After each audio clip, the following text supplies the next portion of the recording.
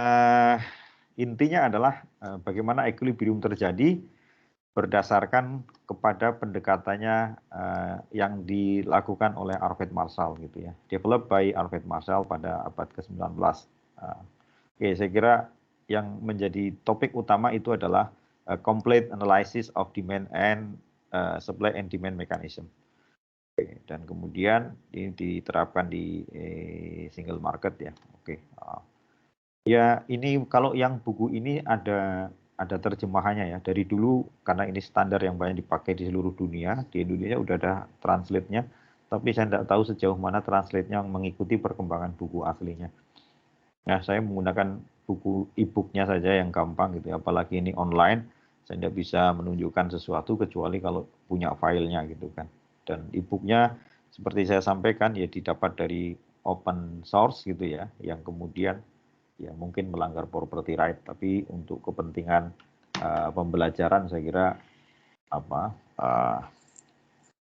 ya kita tidak mengambil keuntungan pribadi lah, kita tidak mencetak ulang dan segala macamnya, kita hanya untuk memperdalam pengetahuan kita pribadi. Mudah-mudahan itu tidak terlalu melanggar hukum lah. Kriteria melanggar hukumnya seberapa ya saya tidak tahu juga gitu kan. Selama channelnya belum ditutup ya orang masih akan download dari situ. Oke, yang pertama kita langsung aja mulai dari market demand gitu kan. Nah, market demand itu apa? Ya, saudara sudah tahu bagaimana menurunkan market demand itu ada dua pendekatan. Yang pertama itu adalah Marshallian demand function dan yang kedua adalah Hicksian demand function.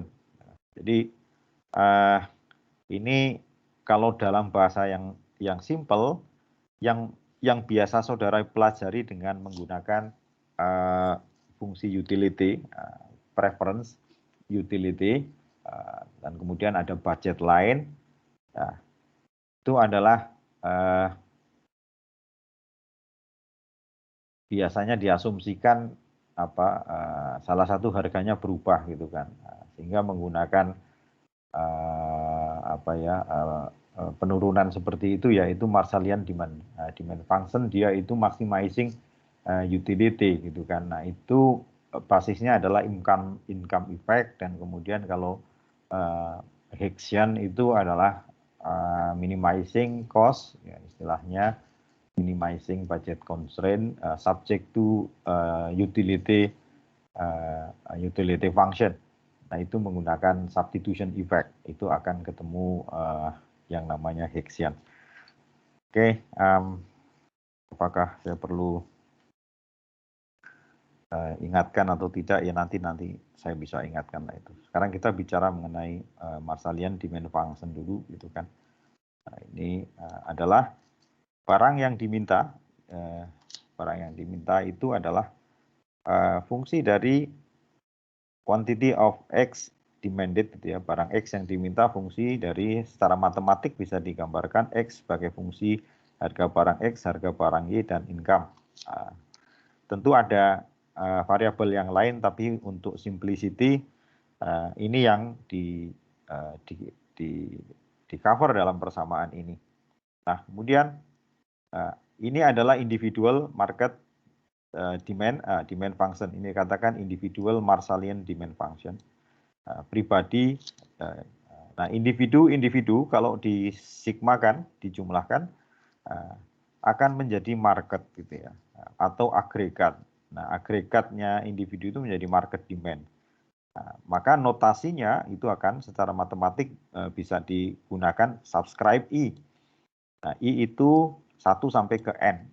Nah, untuk merepresentasikan masing-masing individual atau person demand function untuk barang X, dan X-nya itu menjadi besar karena ini merepresentasikan market, dan ini adalah simbol sigma XE dari dari 1 sampai ke N. Fungsi PX, PY, dan I. Income-nya ada subscript I-nya. Yang PX dan PY itu tidak ada, karena asumsi yang digunakan di sini adalah ya income itu berlaku secara individual, sementara PX dan PY itu menggunakan law of one price, satu price untuk seluruh individu. Nah, Maka secara mathematically kita harus hati-hati melihat simbol dari persamaan ini. Nah ini makanya di sini ada keterangan we assume that everyone dalam market ini menghadapi the same price untuk barang X dan Y gitu kan. Nah, ini makanya tidak menggunakan, kalau dibaca lebih detail nih ya, tidak menggunakan simbol I secara lebih spesifik. Gitu. Sementara person income ini tergantung kepada masing-masing person. Oke, nah sebenarnya kalau dalam perspektif yang lebih luas, ini market demand tidak tergantung pada total income seluruh market participant saja, tetapi juga bagaimana total income itu didistribusikan di antara consumer atau distribusi income-nya di seluruh konsumen. Nah, makanya X besar secara matematik itu menunjukkan adalah market demand. Dan kemudian itu nanti bisa dimodifikasi lebih jauh. Gitu. Oke, itu saya kira market demand sampai sini. Nah, kemudian setelah dari market demand itu adalah kita bicara mengenai the market demand curve, kurva. Jadi dari pengertian yang verbal, kemudian dan matematis diwujudkan dalam bentuk kurva. Oke, dalam bentuk kurva, dan kurvanya seperti apa? Seperti kita tahu bersama bahwa kita sudah pelajari market demand itu adalah penjumlahan individu gitu kan. Maka jika gambar 12.1 ini menunjukkan contoh atau ilustrasi bagaimana kemudian market demand terjadi. Jika ada dua individu kemudian dengan kurva demand yang berbeda, maka disigmakan menjadi market demand. Nah, ini menjadi X bintang sama dengan X1 X kecil bintang plus X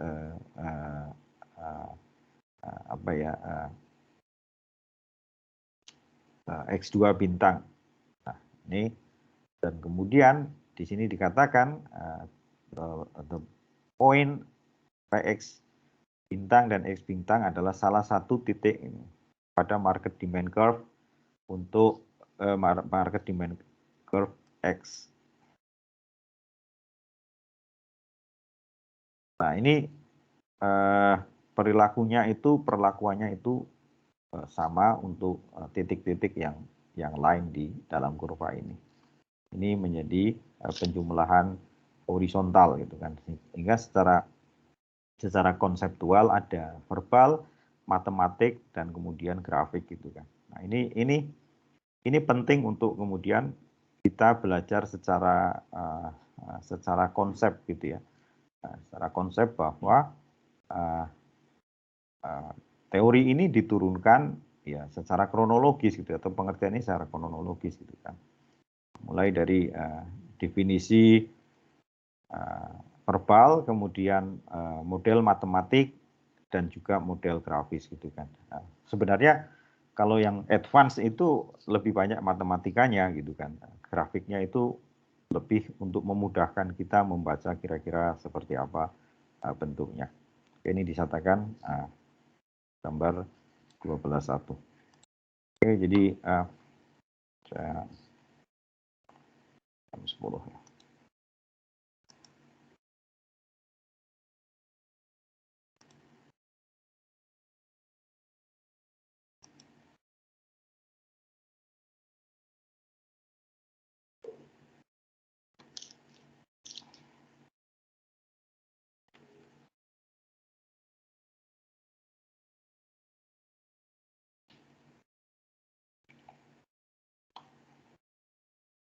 Oke.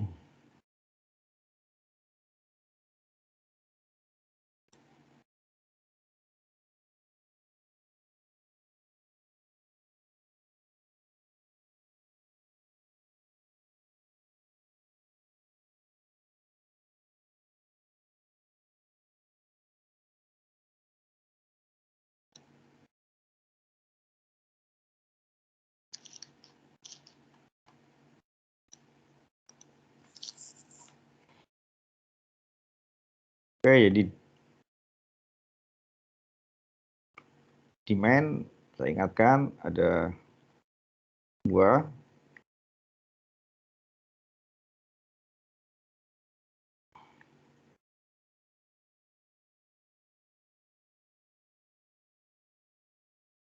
Ini adalah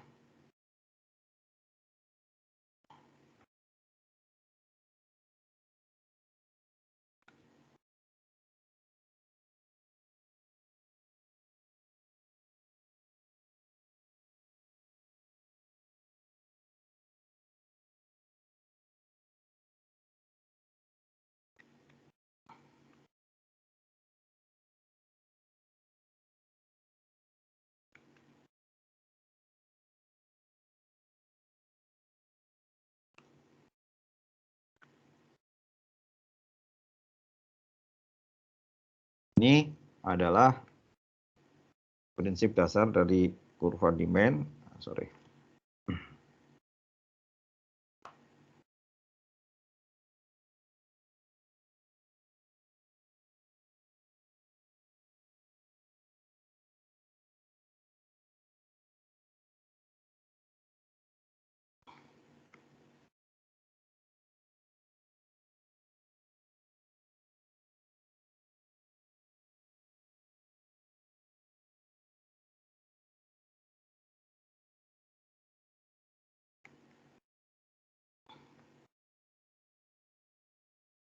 Oke, ini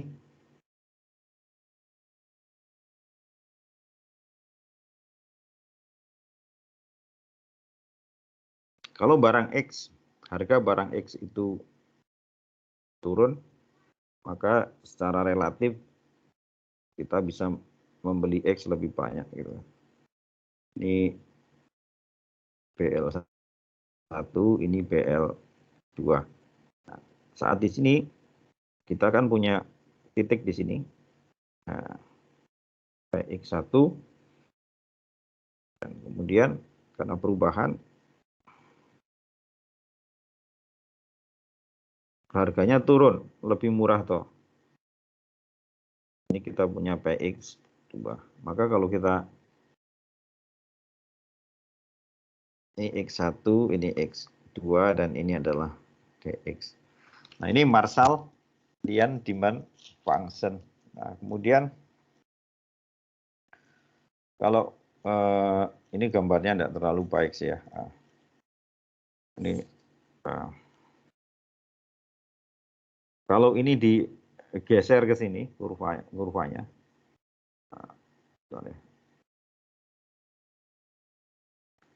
Nah, kurva yang ini digeser sejajar, kita dapatkan katakanlah di sini.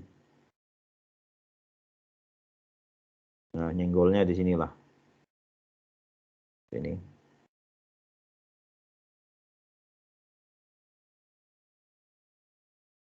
Dan kita dapatkan sebuah titik di apa ya? Katakanlah di sini gitu kan. Maka kita bisa gambarkan satu lagi. Nah, ini juga DX juga. Kalau ini adalah Marshallian dan ini adalah Hessian. Maka ini adalah income effect. Dan ini adalah substitution effect. Oke, nah sekarang tadi kita bicara mengenai fungsi demand-nya, grafiknya. Jadi hal yang penting secara konseptual itu adalah saya katakan jadi dari verbal definisi ya, ini definisi. Ya, ini mungkin filosofinya gitu kan. Nah, kemudian turun menjadi ada kemungkinan ya ini yang mana dulu gitu ya bisa, tapi ada dua item. Pertama adalah model matematik dan kemudian grafik gitu. Oke, ini kita tadi individual itu adalah demand X itu disimbolkan sebagai X PX PY dan I. Ini individual gitu kan. Nah, tetapi market itu adalah sigmanya dan dari N dan mulai dari I sama dengan 1, kemudian ini X kecil I, ini I, ini fungsi sebagai Px, Py, dan I. Lihatlah perbedaannya dan kemudian itu menjadi basis kita untuk pikir selanjutnya. Oke, nah kemudian setelah seperti ini kita review ulang adalah pergeseran atau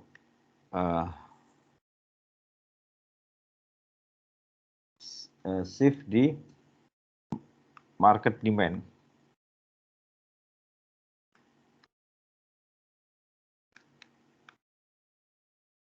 Oke, pergeseran di market demand itu kan. Pertanyaannya adalah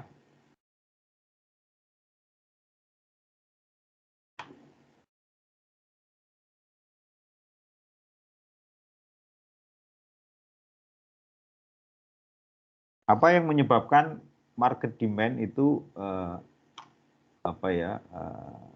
bergeser atau berubah gitu kan.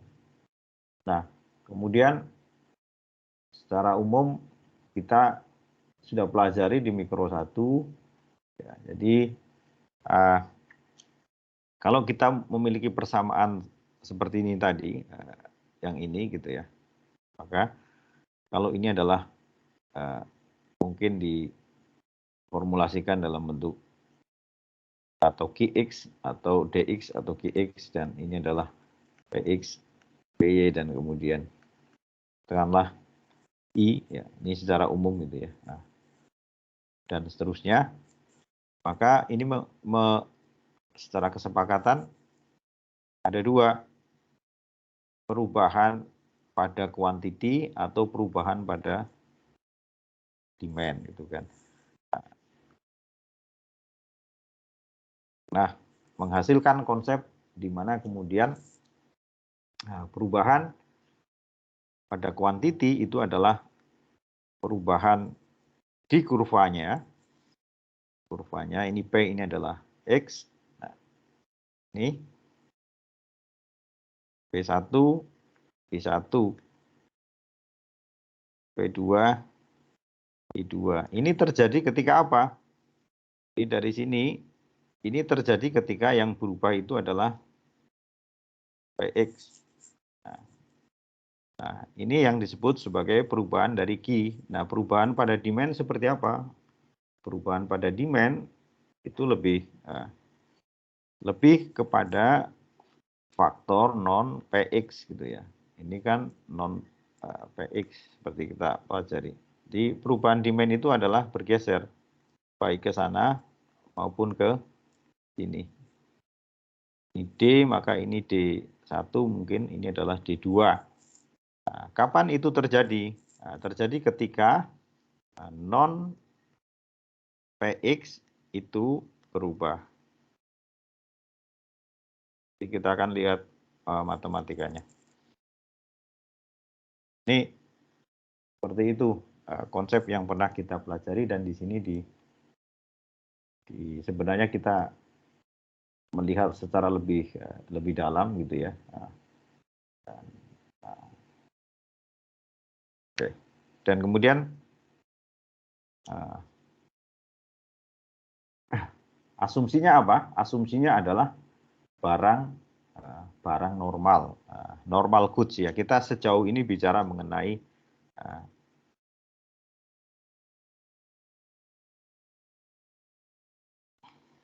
normal goods. Oke, Anda kalau di buku saudara ada di contoh 12.1 itu adalah menggambarkan pergeseran dalam market demand, permintaan pasar.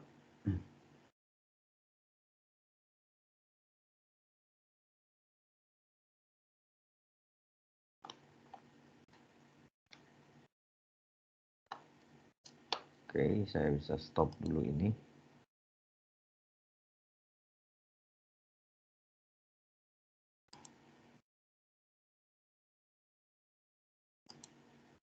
Oke, nah ini dia. Kalau di buku saudara itu adalah di contohnya adalah di contoh 12.1. 12.1 memberikan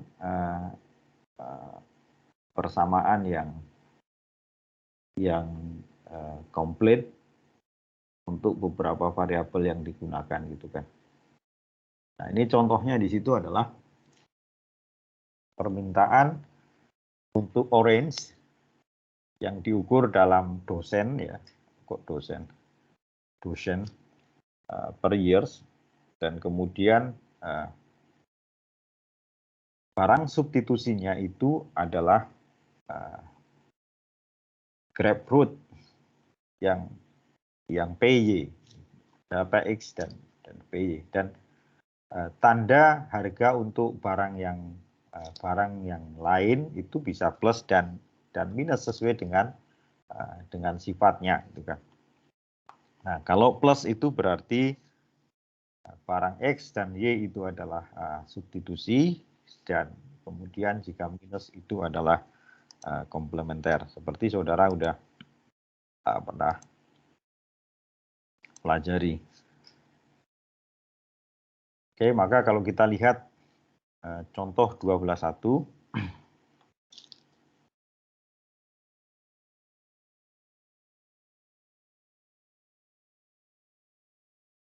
agak sedikit lambat koneksinya. Sorry.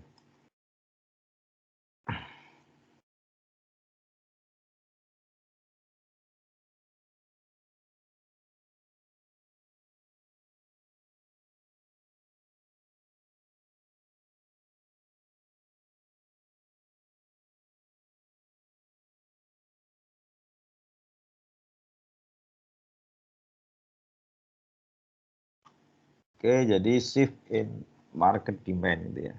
Ini kita lihat bareng-bareng lah.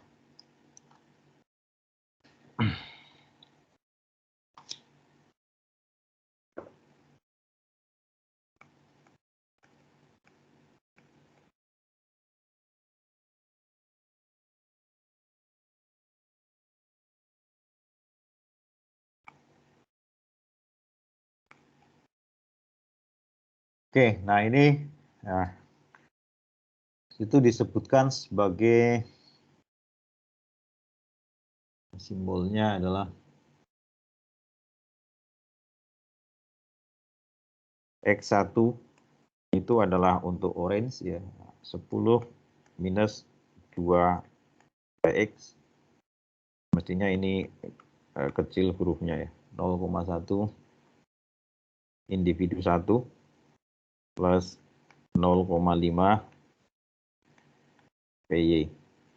Nah, ini yang tadi saya katakan, kita tahu bahwa ini mana ini orange ya produknya, X itu adalah orange, kemudian ya I income, dan kemudian PY itu adalah price of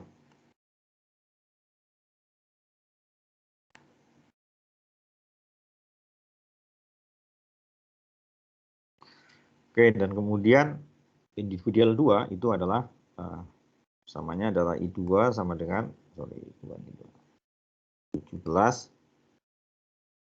minus PX plus 0,05 I2 dan plus 0,5 P Y.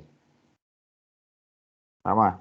Yang di sini ini sekali lagi ini bisa positif, bisa negatif tandanya sebenarnya.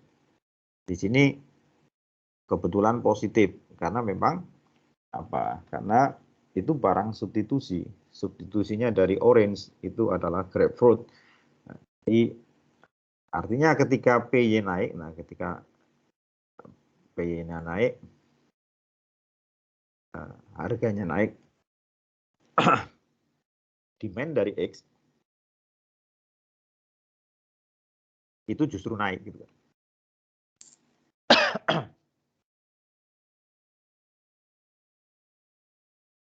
sorry. Oke, nah kemudian kalau tandanya negatif gitu kan, kalau PY naik, justru demand dari X itu adalah turun.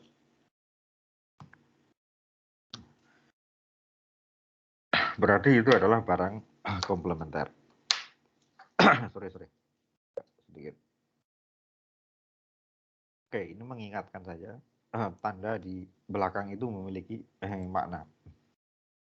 Oke, kemudian, nah sesuai dengan apa yang tadi sudah dijelaskan, pertama adalah menjawab market demand gitu kan. Oke, kemudian bicara mengenai market demand gitu, karena hanya ada dua individu maka X sama dengan X1 plus X2. Nah, kalau dijumlahkan menjadi apa? Menjadi penjumlahan linear ini menjadi 27 minus 3px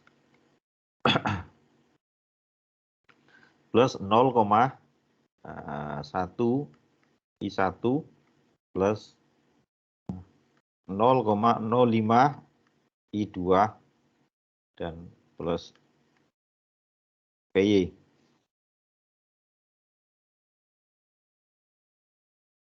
Oke, itu di situ dikatakan bahwa di buku saudara, kalau saudara lihat bukunya,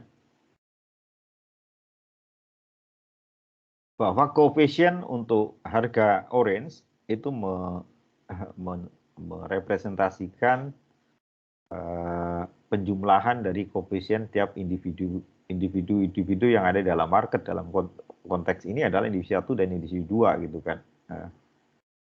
Sama dengan untuk grapefruit gitu kan. Nah ini kan kalau ini dan ini gitu kan, ini dijumlahkan, ini kan ketemu 1 ini tuh. Sama yang ini 2 dan 1 ini dijumlahkan, nah ini ketemu minus 3 ini. Minus 3 yang adalah yang ini. Nah, tuh. Nah, ini asumsinya tadi dikatakan bahwa dengan seperti itu karena ini tidak mencerminkan perilaku merepresentasikan individu di setiap market, maka baik PX maupun PY ini diasumsikan sebagai mengikuti law of one price. Tidak tahu kalau tidak mengikuti itu gimana model matematikanya.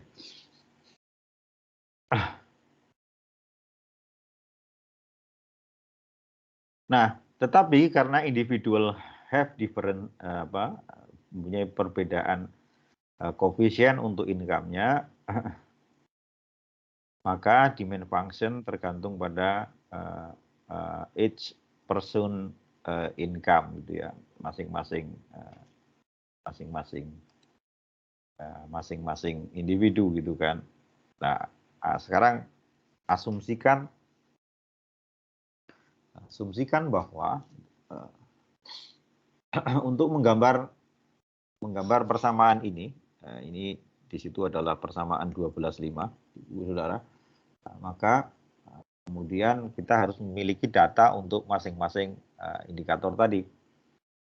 Maka data yang harus dimiliki itu adalah I1, I2 dan PY gitu kan. Karena apa? Karena kemudian kita hanya akan menggambar atau merefleksikan demand itu sebagai ya kalau Kx sama dengan fungsi dari harga itu sendiri gitu kan.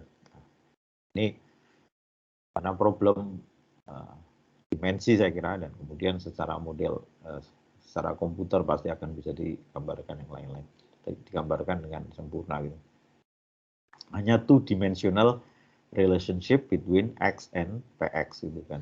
Nah, kemudian Andaikan kemudian I1 sama dengan 40, I2 kemudian 20, dan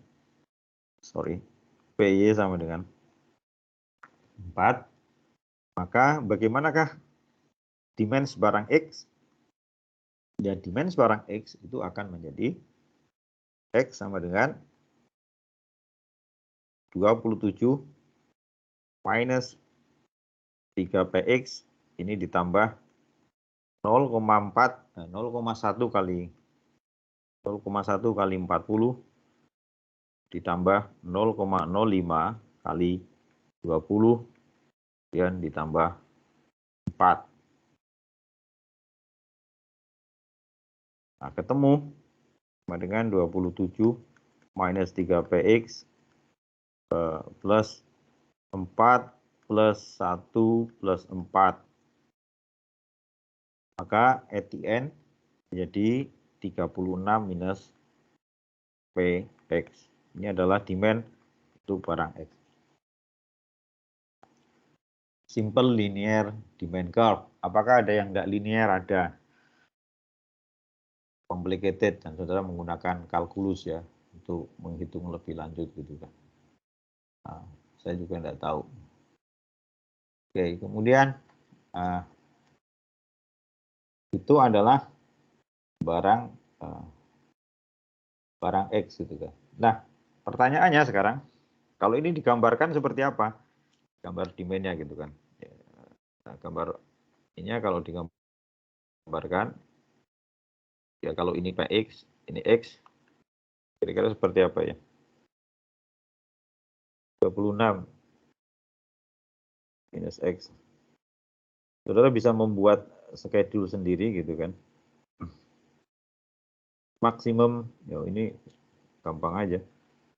36. Bener enggak? Salah saya dikoreksi ya. Meskipun saudara di rumah ya jangan tidur lah gitu kan. Nah, ada dosen kita senior yang cukup ekstrim. Seluruh kamera harus on gitu ya. Kalau ada yang ketahuan tidak menyimak, disuruh keluar dari room. Gitu. Jadi kayak kalau offline ada yang main-main disuruh keluar gitu kan. Kalau saya enggak lah gitu kan. Sejauh ini saya menyerahkan kepada masing-masing gitu kan. Ya kalau paling ya konsekuensinya kalau ujian enggak bisa nilainya E gitu aja. Ya udah kan itu udah. Dan kemudian protes datang, Pak saya merasa bisa mengerjakan gitu kan. Ya merasa kan boleh-boleh saja gitu kan. Nah, merasa apa aja kan ya boleh gitu kan. Oke, kemudian andai kan PY itu adalah meningkat menjadi 6 gitu kan. Di buku saudara, kalau PY itu meningkat menjadi 6. Bagaimana perubahan dari demand untuk orange atau demand barang X akan menjadi yang baru ini berarti menjadi X sama dengan balik yang ke formula yang tadi gitu kan, yang ini nih formula yang ini. Atau bukan yang ya formula yang besar ini nih, yang ini sorry. Oke, sama balik itu menjadi 27 minus 3 PX yang ininya tetap 4 tetap 1 sekarang menjadi 6. Harganya menjadi 6. Kalau kan tadi kan 4 di sini tuh. Sekarang menjadi 6. Ini menjadi berapakah? Menurut buku saudara, oh itu ada yang salah. Oh benar deh. Benar. Sorry. Oke, adalah 38. Jadi 38. Ya karena tadi 36 ya sekarang menjadi 6 berarti 38 kan. X sama dengan 38 minus 3 PX. Ini yang setelah naik, yang tadi yang ini yang awal gitu kan. Nah, oke, dengan asumsi awal. Nah, bagaimana itu terjadi? Nah, kemudian gambarnya seperti apa gitu kan? Gambarnya ya berubah gitu kan. Itu namanya perubahan demand gitu kan. Ini naik menjadi ke sana. Oke. Ini sekarang menjadi 38. Ini X ya. Ini juga 38. Mungkin seperti itu. Kalau salah saya dikoreksi. Oke, jadi terbukti kalau kemudian yang berubah itu adalah non price barang itu adalah demand yang berubah, bukan. Jadi shifting dari demand itu adalah ketika tadi balik ke fungsinya, kalau ini Gx adalah fungsi dari Px dan sisanya adalah yang lain, maka ketika yang berubah adalah yang ini, yang terjadi itu adalah shift of demand.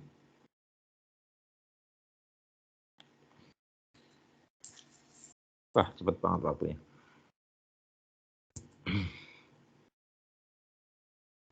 Oke, nah kasus yang terakhir di dalam contoh buku saudara adalah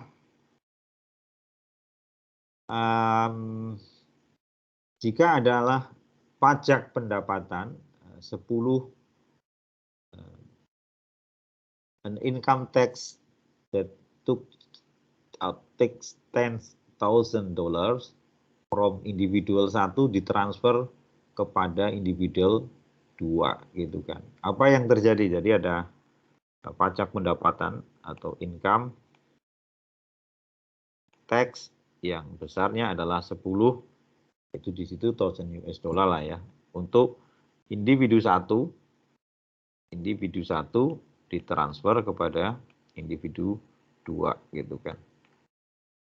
Bagaimana menjadi demand function-nya gitu kan. Nah, demand function-nya itu adalah berarti income-nya, income I1 itu dari 40 menjadi 30, sementara income 2 itu dari 10 menjadi 20 karena ada transfer ke sana. Tadi benar enggak? Oh, bukan dari 10, dari 20. Awalnya 20 kok.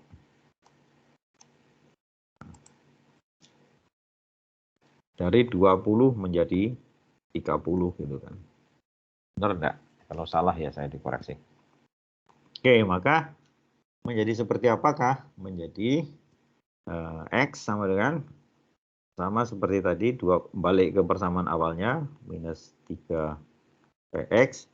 Nah, tetapi sekarang pengalinya menjadi beda, 0,1 plus 0,1 kali 30 dan plus 0,05 dikalikan 30 plus harga ininya tetap 4 asumsinya ya, harga X-nya, harga Y-nya. Nah, kalau dikeluarkan lagi menjadi 27 minus 3 PX plus 3 plus 1,5 plus 4. Maka menjadi X sama dengan 35 minus 3 PX. Oke. Nah, apa yang terjadi dengan perubahan dengan adanya pajak tadi? Sekarang kurvanya bergeser ke sini nih, tipis banget bergeser ke sini. Oke.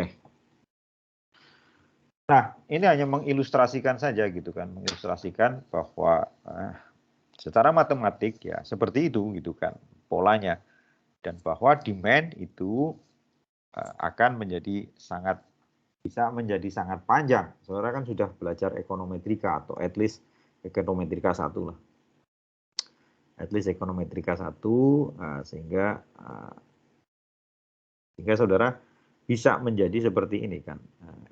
Gx fungsi dari Px barang yang lain non X adalah income, adalah selera, adalah government policy, dan bla bla bla bla. Nah, maka dalam model ekonometrika yang saudara buat itu menjadi Px sama dengan alfa 0 plus alfa 1 Px plus alfa 2 Py nah, plus alfa 3 I plus alfa 3 S plus alfa 4 government policy plus bla bla bla bla plus error. Nah, error untuk mengakomodir apa yang tidak bisa dimasukkan ke dalam model. Sehingga di sinilah ada error. Dalam bahasa yang sederhana seperti itu. Karena ini hubungan fungsional. Hubungan fungsional atau cause effect.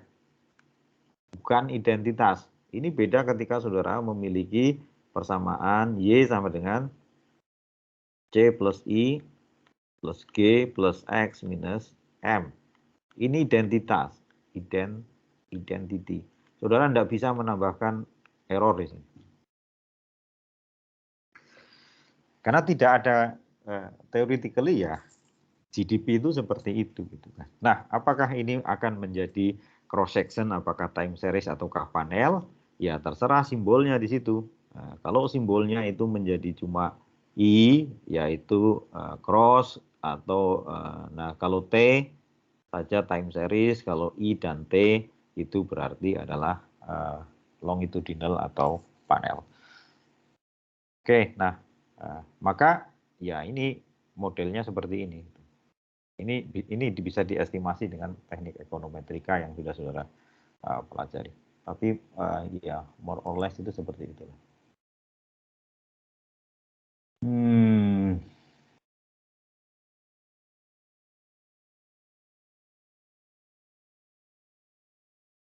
Nah, ini ada pertanyaan yang menarik, query-nya, saudara cari jawabannya ya.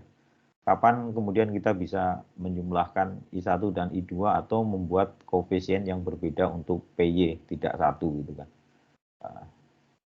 Nah, itu menarik di situ gitu kan. Nah, matematikanya seperti apa? Sekarang formulanya seperti apa kalau dinotasikan dalam formula matematika? Kalau dalam generalisasinya seperti apa?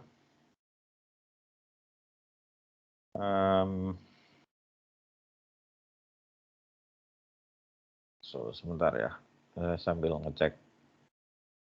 Waduh, saya harusnya ada apel pagi kalau tidak salah jam 10. Udah lewat. Bentar. Dosen harus apel pagi setiap jam 10 soalnya. Nah, itu dia benar. Lewat saya. Mana dong?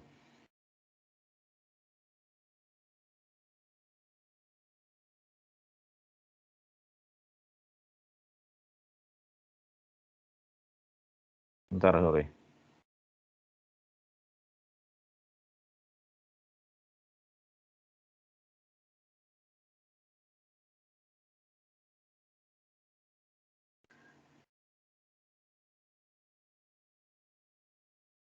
Saya ngajar sambil suruh apel pagi gitu kan. Harusnya kan berhenti dulu saya tadi itu sebentar. Untuk apel di Zoom. Tapi lupa ya sudahlah. Mau gimana lagi. Oke, nah sekarang kita lihat lebih jauh. Kita lihat lebih jauh. So, saya stop dulu ini ya. Kita stop dulu.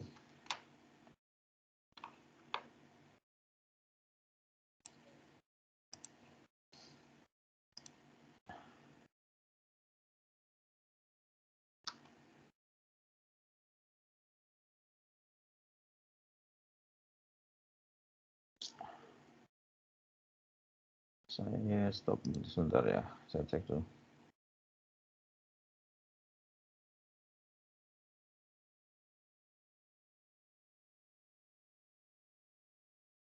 Oke,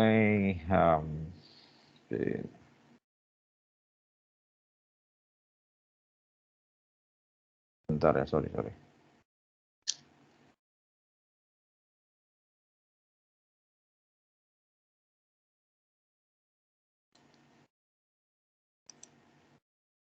Bentar ya, sorry ini nanti kalau enggak absen apel pagi dikira tidak komputer.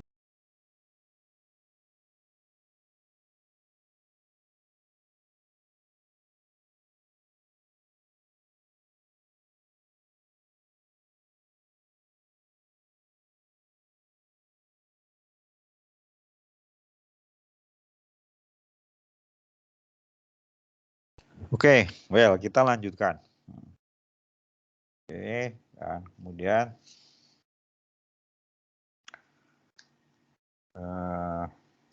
kita balik ke buku kita tadi. Nah, sekarang generalization-nya itu seperti apa? Karena ya inilah bukan susahnya ya. Nah, jurusan economics itu kan sebenarnya banyak matematikanya gitu kan. Dan saya matematikanya pas-pasan juga gitu kan. Oke, generalization-nya seperti apa untuk merepresentasikan kurva demand dalam bentuk notasi matematik gitu kan. Karena tidak mungkin menulis dalam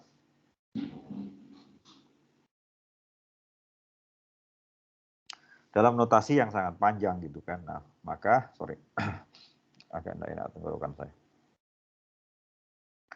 Nah, ini katakanlah kemudian ada N goods gitu ya, barang, dan kemudian disimpulkan XI dan I sampai ke 1 sampai ke N, dan dengan price PI, dan I juga 1 sampai ke N, dan kemudian asumsikan ada M individual dalam society gitu kan, berarti seluruh masyarakat itu jumlahnya M. Nah, kemudian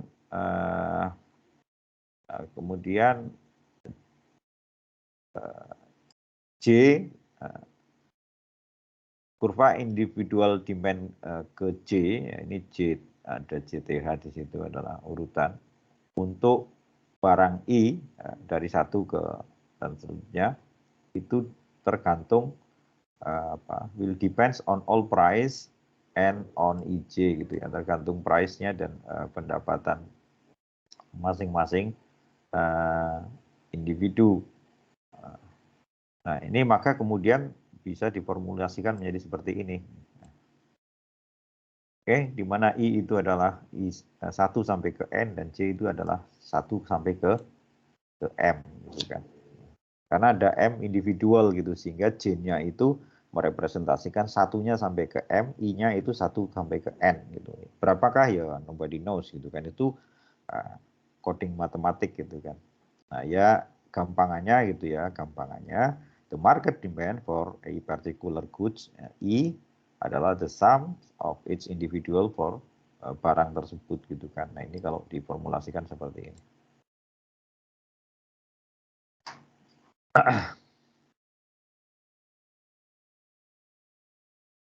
Maka salah satu kesimpulannya itu adalah market demand curve, kurva demand. Nah, sekarang ini bicara kurva kan, dibuat dari demand function, di mana harga PI itu bervariasi,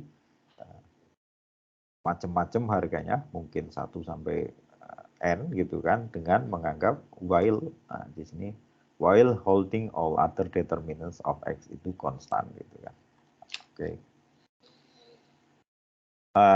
Dengan mengasumsikan ini kan, dengan mengasumsikan bahwa permintaan individu, each individual demand curve adalah berslope negatif, maka market demand curve atau kurva demand market pasar juga berslope negatif. Artinya ada hubungan negatif antara price dan quantity yang diminta gitu kan. Nah, sekali lagi ini dikatakan this definition adalah generalisasi dari diskusi-diskusi sebelumnya. Nah, kemudian tetapi itu ada beberapa 3 hal yang kemudian perlu kita perhatikan. Pertama, bahwa first functional representation pada persamaan 1210, berarti yang ini 1210 ini yang ini,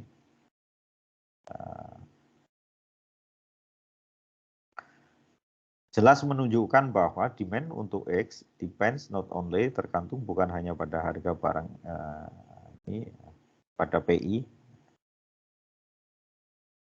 tapi juga price seluruh harga barang yang lain. Ya, seluruh barang, harga seluruh barang yang lain, harga lain seluruh barang, apa gimana maksudnya? Barang-barang yang lain lah gitu kan. Oke, itu yang pertama, itu seperti itu. Dan kemudian sehingga therefore perubahan pada salah satu salah satu harga dari barang-barang yang lain itu memungkinkan atau would be expected to shift the demand curve to a new position. Ya, seperti tadi kita gambarkan lah. Meskipun di sini tidak ada gambarannya, tapi kita udah bisa lihat gambarnya. Nah, itu simple ya. Kalau complicated ya saya tidak gambar juga.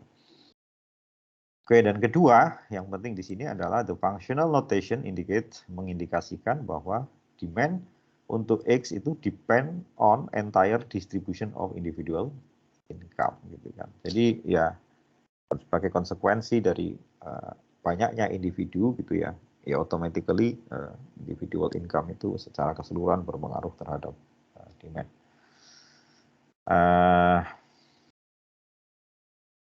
Oke, dan yang terakhir finally ini maksudnya apa ya?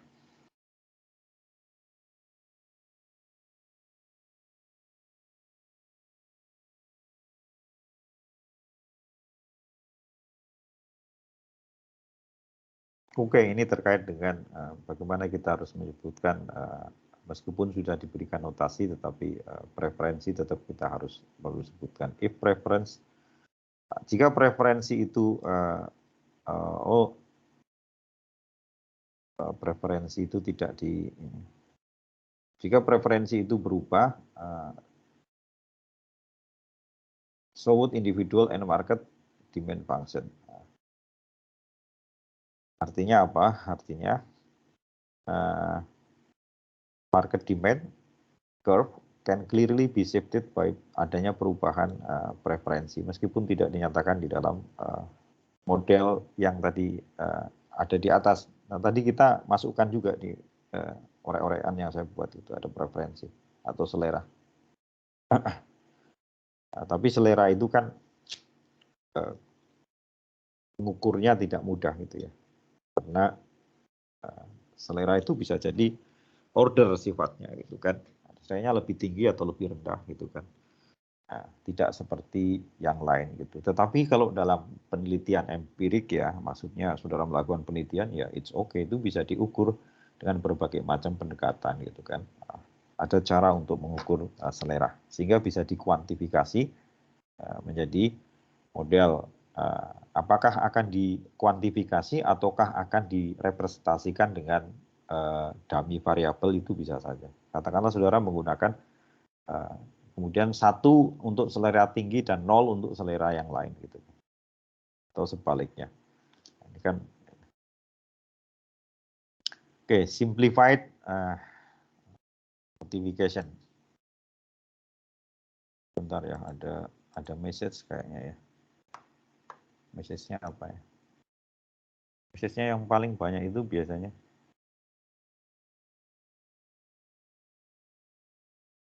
oke, ada yang mau meninggalkan kelas karena di Indonesia Timur dan sudah Tengah dan Timur sudah masuki Jumat yang beragama Islam. Silahkan, tidak apa-apa gitu kan. Yang sebelah Barat juga boleh juga.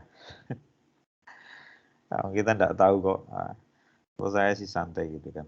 Tapi thanks untuk notifikasinya gitu kan. Itu artinya saudara ya, ikut respect lah terhadap proses perkuliahan. Oke, kita balik ke mana tadi? Nah, ke sini. Simplified notification, dan kemudian ini hanya masalah notifikasi, notation. Nah, kemudian ini dikatakan notasi yang mudah itu ya macam-macam buku ya. Biasanya QD atau D untuk menunjukkan quantity di sini. barang tertentu yang diminta di dalam market, dan kemudian P itu adalah market price. Oke. Dalam hubungan QP, sumbu Q dan P itu udah. Nah, next kita bicara mengenai elasticity of demand. Nah, ini di sini samalah dengan sebelumnya. Kalau kemudian mikro satunya juga menggunakan Nicholson juga yang ini, ya gambarnya fungsinya sama gitu kan. Formulanya tulisannya sama gitu kan. Elastisitas itu kan prinsipnya perubahan satu variabel karena perubahan variabel yang lain. Respon dari saudara terhadap perlakuan orang lain, ya itu boleh jadi elasticity juga gitu kan. Elasticity itu konsep umum yang bisa diterapkan di dalam banyak aspek, bahkan elasticity of growth gitu kan, elastisitas pertumbuhan terhadap pengangguran, elastisitas pertumbuhan terhadap kemiskinan gitu kan. Dengan asumsi bahwa pertumbuhan itu mewakili seluruh pertumbuhan ekonomi tentunya ya, bukan pertumbuhan utang gitu ya.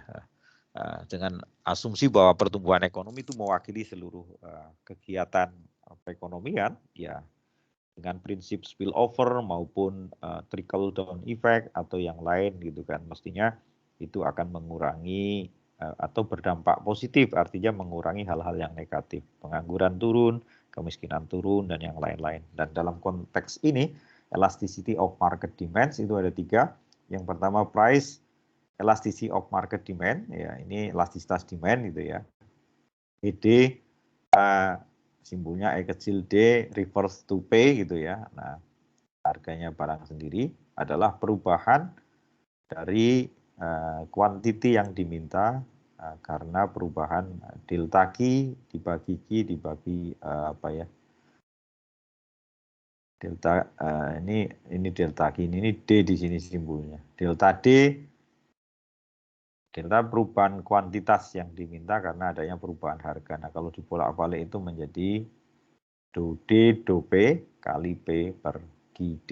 Nah, ini tergantung simbolnya yang digunakan apa gitu kan. Nah, kemudian elasticity of cross price elasticity, ya karena juga namanya cross gitu ya. Nah, berarti barang X terhadap harga barang lain non X gitu kan. Ya barang Y terhadap perubahan harga non Y gitu kan. Barang Z terhadap permintaan, perubahan permintaan barang X misalkan, barang itu karena perubahan harga lain. Makanya di sini simbolnya harganya itu adalah P up, ada apostrofnya di atas gitu, P aksen. Dan income elasticity atau elasticity yang lain sama, ya ini elastisitas perubahan permintaan demand atau perubahan barang yang diminta, atau ini karena perubahan income gitu kan. Perubahan demand karena perubahan income. Ini dibolak-balik itu menjadi formulasinya seperti ini gitu kan. Oke, nah ini kalau dalam functional form yang sudah komplit ada koefisiennya, ya kita bisa melihat bahwa koefisiennya itu bisa menunjukkan elastisitas. Nah, tergantung modelnya yang digunakan itu apa gitu kan. Nah, ini yang nomor 1 tadi biasa disebut sebagai on price elasticity of demand EDP, yang kemudian apa ya?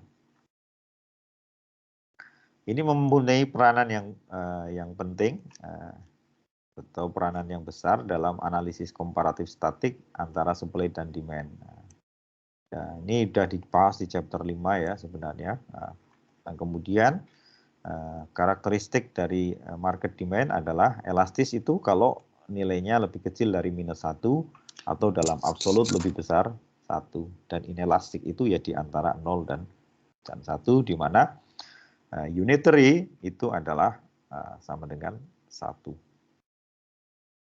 Nah, elastisitas itu salah satu sentral dari atau core dari pelajaran mikroekonomi atau bahkan yang lain, karena kita tahu dengan elastisitas kita bisa melihat perilaku market, sekaligus juga bisa menjadikan ukuran-ukuran struktur dari market itu sendiri. Nah, kita pernah belajar di ekonomi industri 1, bagaimana kemudian market power diukur dengan pendekatan elastisitas dan yang lain-lain. Sehingga saya katakan konsep elasticity itu harus kita pegang terus, karena itu akan muncul dimanapun gitu kan. Dan banyak digunakan untuk indikator-indikator, baik itu struktur market, even struktur perilaku dari perusahaan itu sendiri atau firm. Oke, nah itu kira-kira elastisinya sampai di situ. Maka kalau itu digambarkan dalam, ya ini saya tidak menggambarkan. Tadi ada elastis dan tidak elastis. Saya kira kadang-kadang ingin mengingatkan, tapi seharusnya saya tidak mengingatkan lagi. Karena kita udah melangkah beyond dari yang namanya mikro 1 dan assuming saudara itu udah sangat familiar dengan konsep dasar yang ada, baik mulai pengantar maupun mikro 1.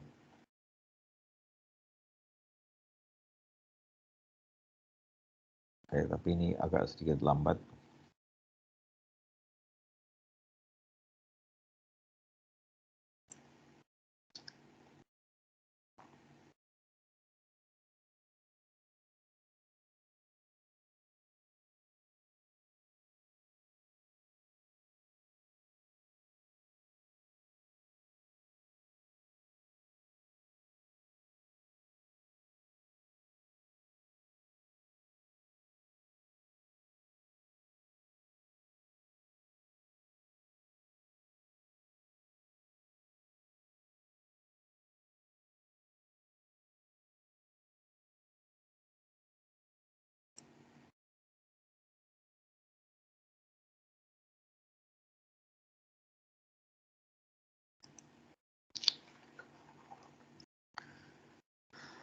Oke, jadi tadi terkait dengan sekali lagi dengan demand gitu ya, dan elasticity.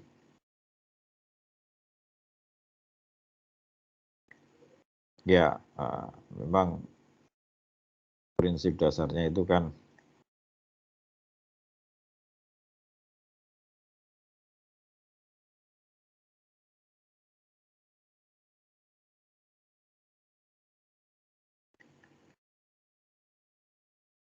nah ini prinsip dasarnya ini. Ingat, ya tergantung lah. Kalau saudara kemudian menggambarkan Q sama dengan A minus IP, ya sama aja lah. Elastisitasnya ya berarti Q do P kali P per Q kan sama. Oke, atau kalau di sini berarti minus P. Dan yang lain-lain. Nah, sehingga kalau digambarkan dalam bentuk seperti ini, I dan ini adalah P. Asumsinya ini baik.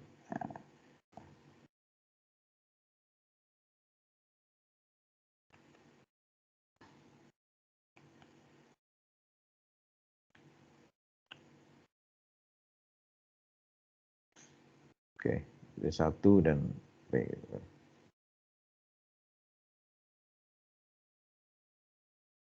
Karena ini di tengah-tengah ya.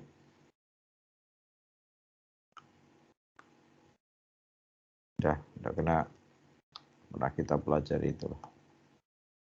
Oke, saya tidak bahas lebih jauh dan kita kembali ke buku kita. Manakah bukunya? Oke, nah ini sekarang adalah bicara mengenai sisi supply. Timing of the supply response. Di bagaimana supply itu kemudian memberikan respon terhadap perubahan demand. Nah ini menarik karena ini adalah respon dari sebuah perubahan, maka berarti ada delta ya. Ada delta, baik delta supply-nya itu sendiri yang disebabkan oleh Ya kalau ada perubahan kan berarti ada waktu kan, T1 ke T2 gitu kan, T0 ke T1 gitu kan. Tidak mungkin ada perubahan kalau tidak ada waktu, tidak ada konsep waktu. Itu berarti konsep kekal itu hanya dimiliki Tuhan gitu. Oke, sorry itu agak filosofis ya. Oke, nah kemudian maka secara umum kalau yang sudah kita pelajari gitu adalah ada 3. Yang pertama very short run, yang kedua short run, dan kemudian long run. Nah ini menjadi menarik meskipun kata-kata short run di situ itu tidak secara otomatis atau automatically menunjuk kepada rentang waktu atau panjangnya waktu gitu kan. Nah makanya disebutkan di sini ini meskipun ini tidak mungkin ya, it is not possible untuk apa ya, term of chronological definition gitu, exact chronological definition. Maka essential distinction adalah pada the nature of supply response that is assumed to be possible.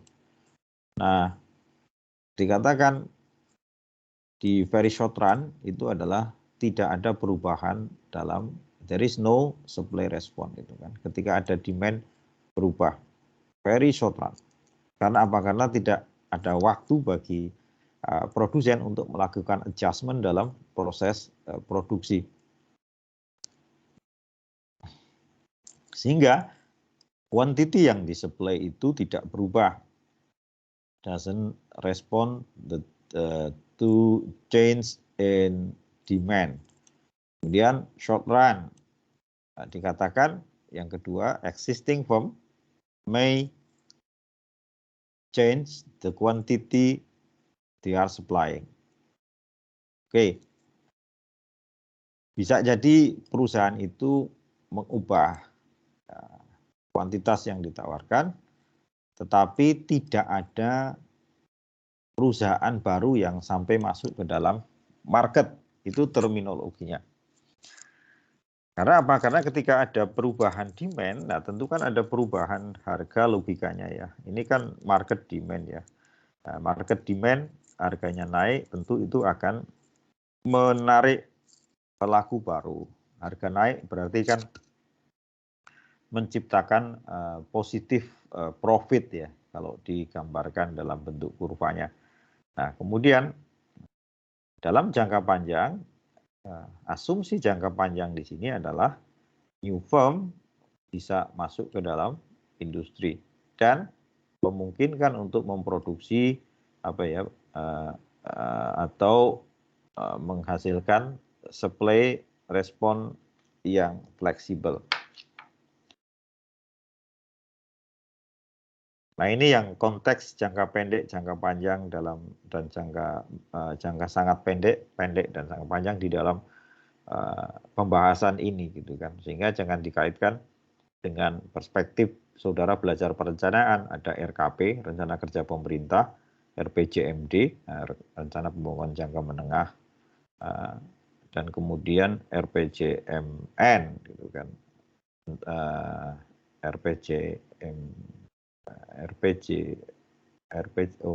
RPJMN dan RPJP, rencana jangka menengah nasional dan rencana jangka panjang nasional.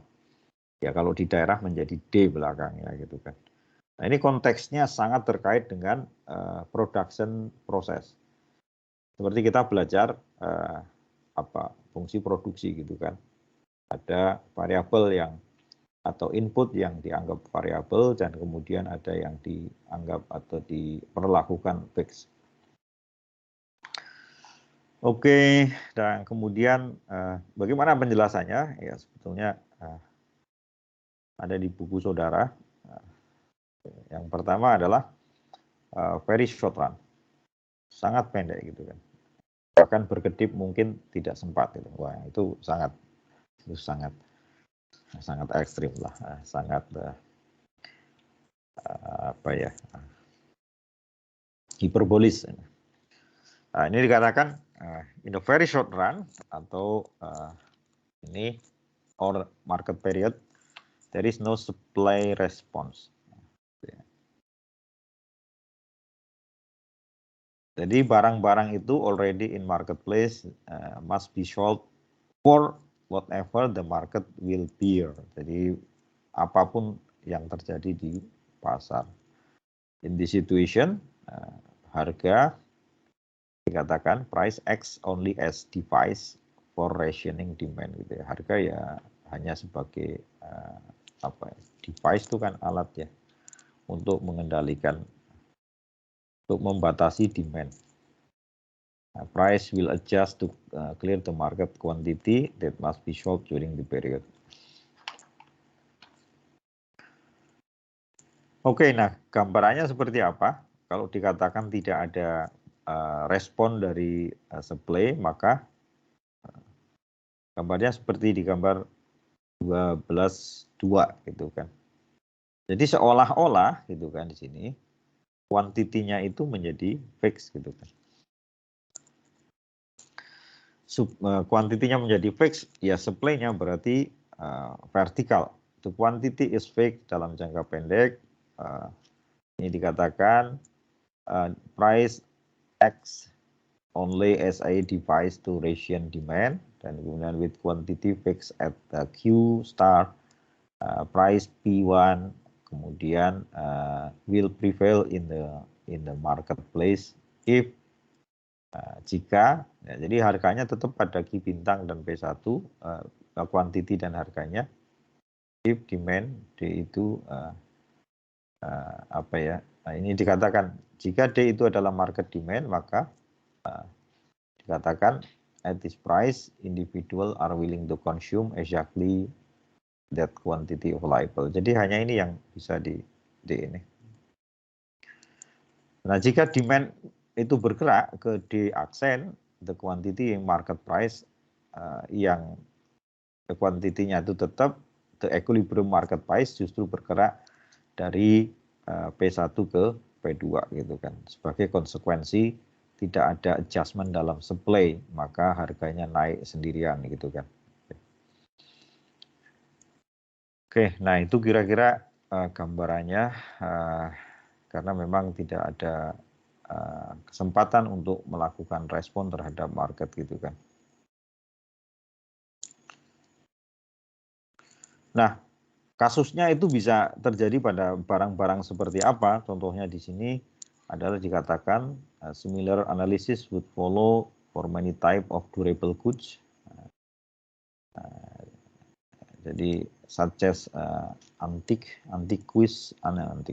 barang-barang antik, used car, vintage basketball card dan yang lain. Contohnya di Amerika ya.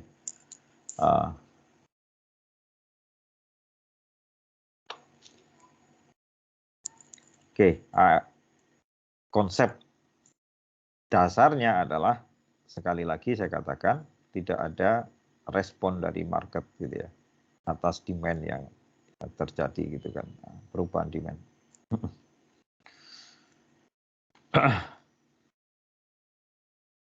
Oke, penjelasan yang lain apa yang di sini?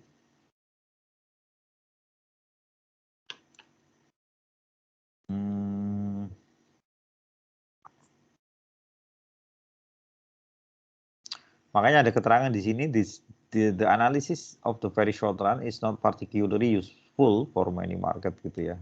Memang ini kasus ekstrim yang secara theoretically ya memang bisa digambarkan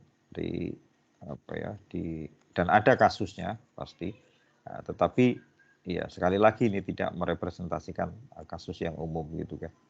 Ya sama lah ketika bicara demand, asumsinya barang normal karena di luar itu ada barang-barang tertentu yang perilakunya tidak mengikuti hukum permintaan gitu. Barang given, barang kemudian inferior, atau barang super antik dan segala macam gitu.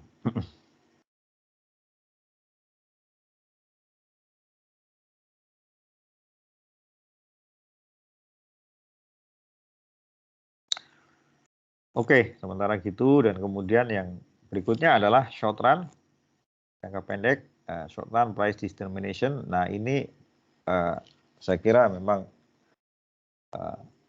sudah banyak kita pelajari karena terminologi short run price determination itu mungkin akan lebih lekat dengan asumsi-asumsi perfect competition gitu ya. Nah, ini dikatakan dalam analisis jangka pendek, number of firm itu adalah dalam industri itu fix, tetap, jadi tidak ada entry, tidak ada new entrant. Nah, perusahaan-perusahaan tersebut bisa untuk melakukan adjustment pada kuantiti yang diproduksi untuk memberikan respon kepada perubahan market.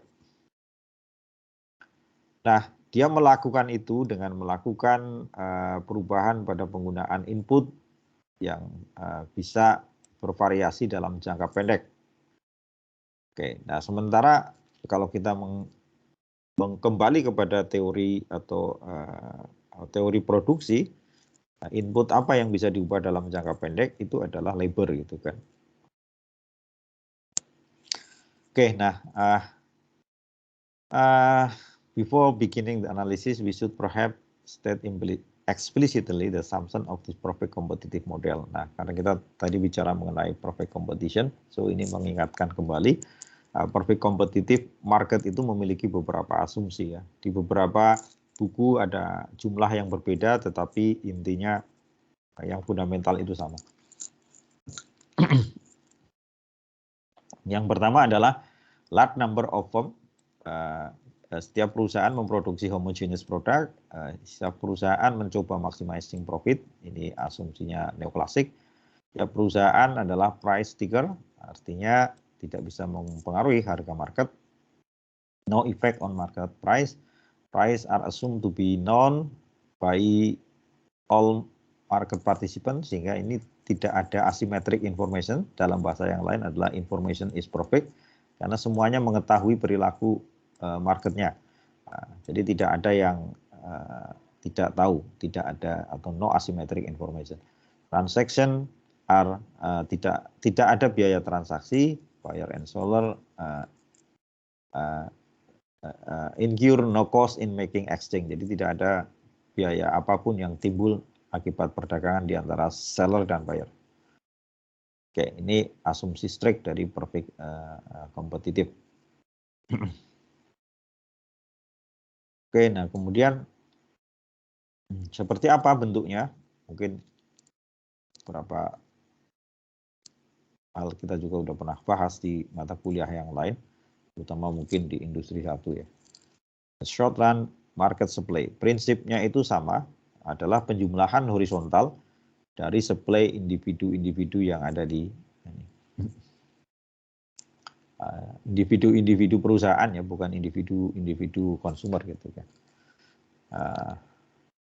Nah, dalam bahasa yang sederhana, the relationship between price and quantity supply disebut sebagai short run market supply curve. Gambar 12.3 mengilustrasikan bagaimana hal tersebut dikonstruksikan atau digambar. Nah, ini ada contohnya panel A, B, dan C. Maka A menunjukkan kurva supply-nya perusahaan A, B menunjukkan kurva supply perusahaan B yang memiliki elastisitas berbeda karena memiliki karakteristik proses produksi yang berbeda, sehingga masing-masing memiliki kurva yang berbeda. Kalau itu dijumlahkan antara A dan B itu kemudian membentuk market demand, market supply, sorry agak ngantuk ya. Oke, ini horizontal sum of this curve. For example, pada P1 perusahaan A menyuplai Q A, perusahaan B itu menyuplai Q1B, bukan? Dan total market itu adalah Q1 adalah Q1A plus Q1B. Nah, kemudian dalam bahasa matematika seperti apa? Ini kan dalam bahasa grafis ya. More generally, kemudian kita bisa mengatakan bahwa market supply itu bisa direpresentasikan dalam persamaan ini. QI adalah fungsi dari P, V, dan W. Nah, maka P itu price, P itu adalah cost of capital, dan W itu adalah cost of labor. Ya, seperti kita bicara pada market of input ya, input market gitu kan. Yang itu adalah menunjukkan represent the short run supply function for each of the end firm in the industry. We can define the short run market supply function sebagai berikut. Nah, ini matematikanya didefinisikan secara matematika menjadi seperti ini. Nah, Q S sama dengan ini. Oke, untuk individu N individu mulai dari 1.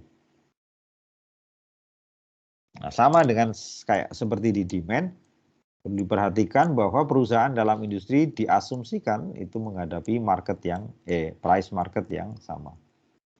Dan juga the same price for input gitu ya. Sementara ya take it for granted asumsinya seperti itu.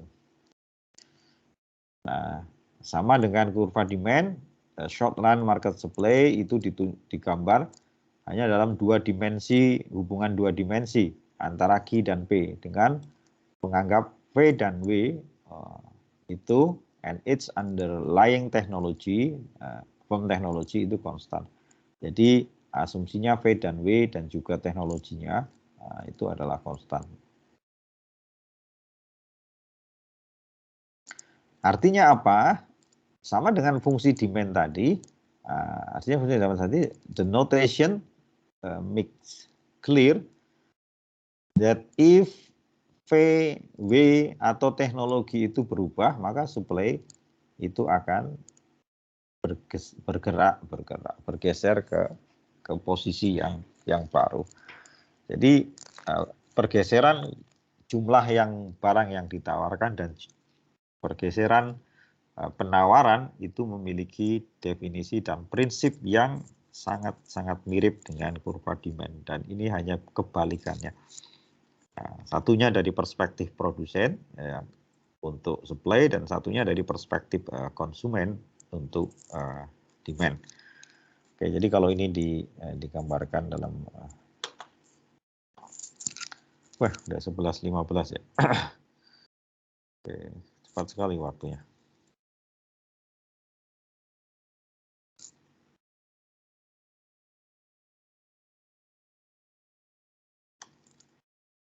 Oke, bagi saudara yang akan menjalankan ibadah karena waktunya sudah sangat mepet ya, walaupun di Jawa ya, kalau di Surabaya itu udah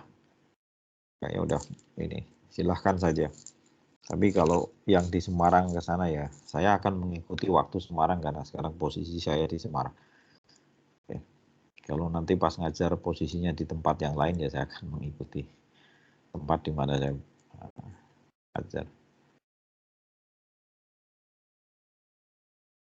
Oke. Nah, jadi ini secara prinsip sama ya, cuma kemudian supply itu dari ini. Nah, kalau sorry.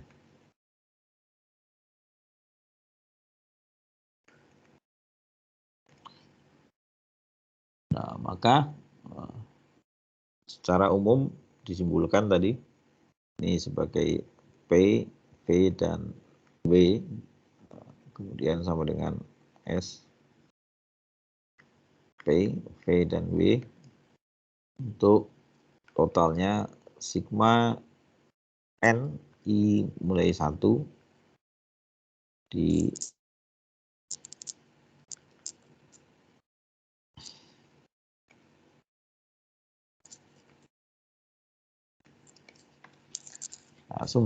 asumsinya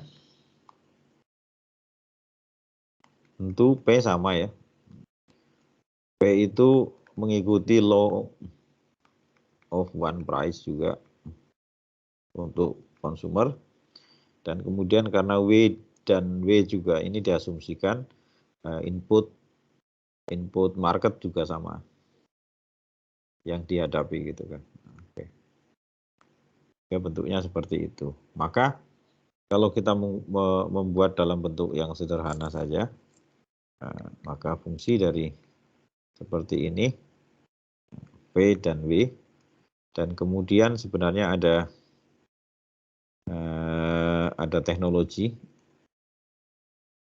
Teknologi ini bukan ini ya, tapi yang untuk meningkatkan productivity, maka ini adalah yang menunjukkan perubahan key-nya, dan ini adalah yang menunjukkan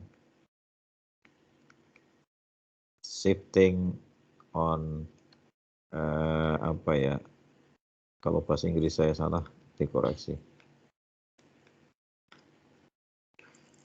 Saya enggak gaya-gayaan ini, tapi saya memudahkan aja di buku seperti itu gitu kan. Oke, teknologinya dianggap konstan juga gitu kan. Nah, teknologi itu apa? Ya, teknologi itu yang membuat productivity. Nah, maka teknologi di sini, kalau kita balik ke fungsi produksi, kita memiliki I sama dengan A, K, L. Oke.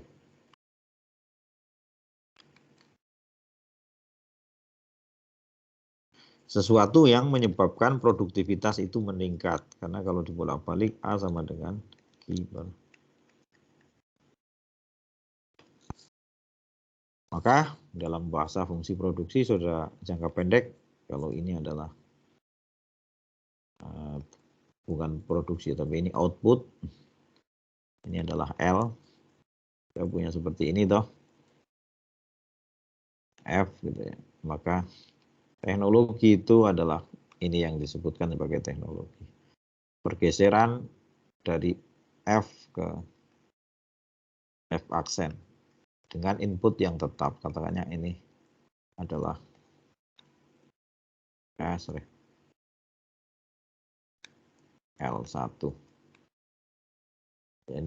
Dengan menggunakan L yang tetap, karena perubahan waktu, kemudian dari tadinya di F menjadi F aksen, frontier teknologinya menjadi lebih, berarti produktivitinya lebih meningkat, lebih tinggi, frontiernya bergeser. Oke, asumsinya ini gambarnya baik lah. Oke, dan kira-kira seperti itu. Apa yang lain? Kalau digambarkan dalam kurva ya kurva supply ya seperti ini. Seperti ini. Nah, ini direpresentasikan dari market mana ya? Ini dari perspektif P dan Q. Kalau perspektif fungsi biaya, ya ini adalah seperti ini. Ini, sorry, anggap saya bagi ya. Nah, supply-nya ini ada di sini ke atas. Shortline supply-nya kan. Kenapa? Karena di atas ini, kalau ini AC ya tentunya ini adalah AVC. Di atas titik A itu adalah positif profit atau apa ya, abnormal profit gitu, sehingga perusahaan mau menyuplai di situ gitu. Seperti ini. Shit. Oke. Ini supply-nya.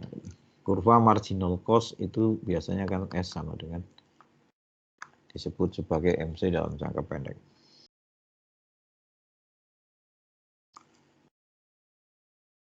Well, kita lihat lagi buku kita.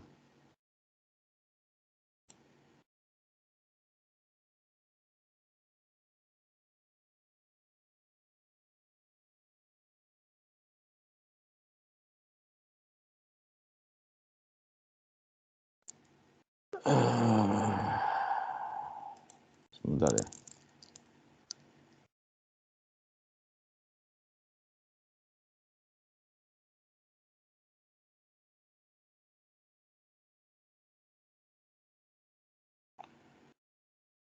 Oh, sorry.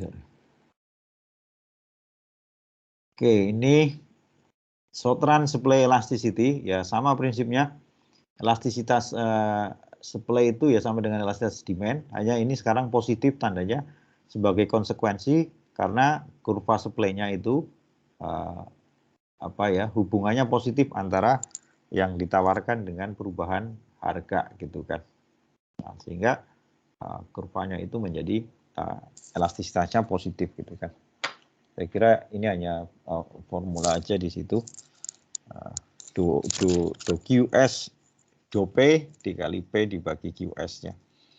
Nah, ini short run supply function ya di sampel contoh 12.2 itu menunjukkan ini. Persamaannya sedikit lebih complicated dibandingkan persamaan biasa gitu ya. Karena memang ini berbasis kepada fungsi produksi. Dan kemudian seperti ini. Ini menjadi fungsi dari P, V, W, dan K1 digambarkan menjadi pangkat seperti ini. Beta dibagi 1 minus beta, dan alfa dibagi ini 1 minus beta, dan B dibagi 1 minus beta gitu kan. Ya, apapun persamaannya gitu kan, saudara bisa bolak-balik sendiri ini dengan prinsip-prinsip matematika. Jika andaikan alfa itu adalah sama dengan beta sama dengan 0,5 dan P itu 3. P itu 3 dan kemudian W itu 12 dan K itu sama dengan 80. Maka persamaannya itu menghasilkan 10P dibagi 3 gitu kan. Nih, sementara inilah diterima dulu, dimasukkan aja itu ketemu angkanya menjadi 10P dibagi 3. Nah, ini kan individual form. Andai kan sekarang assume that there are 100 identical such firm itu ya, perusahaan, ada 100 perusahaan yang identik, maka kemudian bagaimana fungsinya? Ya sigma dari individu ya ini dikalikan dengan 100 aja gitu kan. Sigma dari ini dikalikan 100 kan berarti menjadi 1000 P dibagi 3. Nah, sehingga pada harga 12 katakanlah total market supply menjadi 4000. Harganya 12 kan, berarti kan 12.000 dibagi 3 menjadi 4000. Which each of 100 firm supply masing-masing dari 100 perusahaan itu menyuplai 40, asumsinya sama ya. Maka bagaimana kalau short run elasticity supply-nya itu dihitung? Nah, tadi dikatakan seperti ini do S, PV, W, di mana W 12 dan K 80 dibagi do P dikalikan P per S. Nah, yang ini kan yang ini itu adalah 1000 dibagi 3. Nah, kenapa 1000 dibagi 3? Lah ini kan turunan dari yang tadi kan do S-nya ini kan. Ini ketemu terhadap P, ini kan ini loh 1000. Ini 1000 dibagi 3. P-nya berapa? P-nya tetap P, S-nya berapa? 1000 P dibagi 3 gitu kan.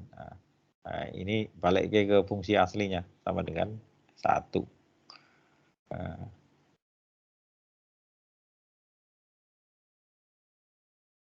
Oke, nah ini contohnya memang dibuat simpel sehingga angka-angkanya pangkatnya seperti itu dan ketemunya akan mudah gitu kan. Nah, sekarang andaikan W itu meningkat, upah itu meningkat, itu kira-kira atau harga buruh itu atau tenaga kerja meningkat ya, harga upah kan upah meningkat. If all the firm in the marketplace experience the increase the wage ya, semuanya menghadapi hal yang sama yaitu kenaikan upah, maka automatically kan dia harus membayar labor input kan.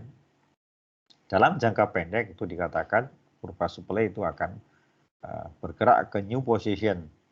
Nah, bagaimana perubahannya? Kalau kita lihat maka Kita masukkan perubahan itu ke dalam equation 12.4 gitu ya, masukkan ke sana. Nah, katakanlah sekarang upahnya yang baru itu adalah 15, bukan 12 tadi kan 12. Maka dimasukkan yang angka 15 ke dalam fungsi persamaan yang atas tadi, yang atas itu yang ini 12.14, ini menjadi ketemu 12.18 persamaannya 8P dibagi 3. Nah, sehingga kalau ada 100 perusahaan, tadi kan 100, berapakah market supply-nya? Ya, kalikan 100 gitu kan. Nah, 300. Nah, ini kan 300 gitu kan. Dikalikan 100 ketemu 800P dibagi 3. Nah, pada harga 12 sekarang supply-nya berapa? Menjadi 3.200, tidak lagi 4.000 kan? Nah, 3.200 dibagi 100 ketemu 32. Artinya apa? Artinya kenaikan upah itu menggeser kan? Itu akan menggeser jumlah bukan jumlah, menggeser kurva yang automatically kemudian jumlahnya juga akan bergeser gitu ya, karena harga upahnya bergeser. Ini dikatakan dalam bahasa yang lain the supply curve itu bergeser ke atas karena kenaikan tingkat upah. Tetapi price elasticity tidak berubah, tetap 1 ya, karena gesernya sejajar. Oke, nah itu saya kira ternyata tidak selesai juga saya menghabiskan chapter ini. Karena berikutnya adalah equilibrium dan equilibrium price determination, artinya supply ketemu demand. Meskipun secara konsep sebenarnya ya kita sudah tahu, tetapi memang ada hal-hal extension, perluasan di sini terutama kalkulus dan pengertian dasar, dan juga diskusi yang berikutnya itu adalah sebenarnya long run gitu kan. Oke lah, saya kira kita akan lanjutkan minggu depan karena udah setengah 12 ya.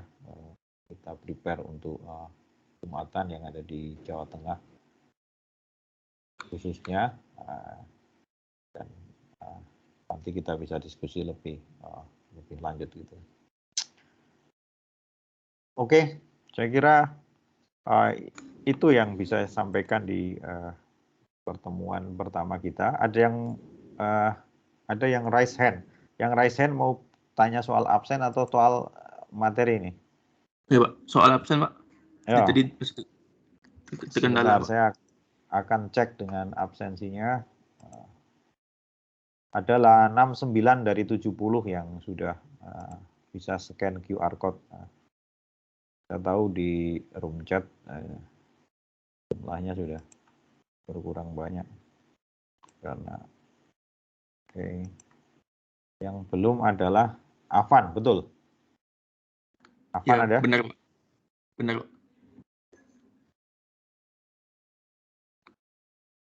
Oke, saya kira itu untuk pertemuan pertama. Terima kasih. Sampai ketemu di kuliah selanjutnya. Selamat pagi menjelang siang. Terima kasih Pak. Terima kasih Pak. Terima kasih Pak. Oke, saya end. Terima kasih Pak.